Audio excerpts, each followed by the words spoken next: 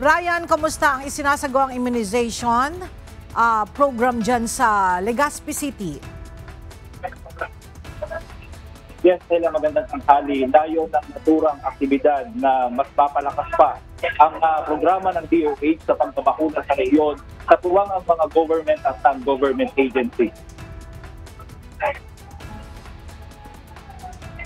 Ella, kasabay ng pagdiriwang ng World Immunization Week ngayong taon, isinasagawa ng Department of Health Bicol Center for Health Development of DOH-CHD Bicol ang second Bicol Immunization Summit dito sa Legazpi City, Albay.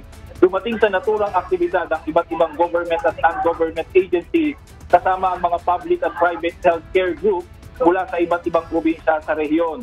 Dahil sa temang arangkadang pagbabakuna proteksyon sa bawat pamilyang Pilipino, layunin ng programa na mas papalakas pa ang programa ng pagbabakuna sa rehiyon. Ito'y upang mas malabanan ng mga Bicolano, lalo na ng mga bata, ang mga sakit gaya ng tuberculosis, pneumonia, pertussis, measles at cervical cancer.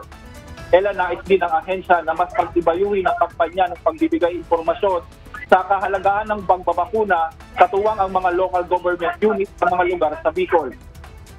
Target din ito na mas mapabilis ang access ng bawat pamilyang Bicolano sa mga kinakailangang bakuna, lalo na ng mga bata. Samantala, Ella, isa din sa magiging highlight ng second Bicol Immunization Summit ay ang pagpirma sa Pledge of Commitment sa pamamagitan ng isang Memorandum of Understanding sa pagitan ng Bicol Regional Immunization Council at mga stakeholders sa rehiyon. Layunin ng MOU signing na magkaroon ng mas matatag na commitment ang mga organisasyon sa rehiyon sa pagtuwang sa programa ng DOH na mapalakas at mapabilis ang pagbabakuna sa bawat pamilyang Bicolano. Kaugnay nito, kasama din ang Members Church of God International o MCGI sa mga pribadong organisasyon na lalagda sa Memorandum of Understanding ng DOH.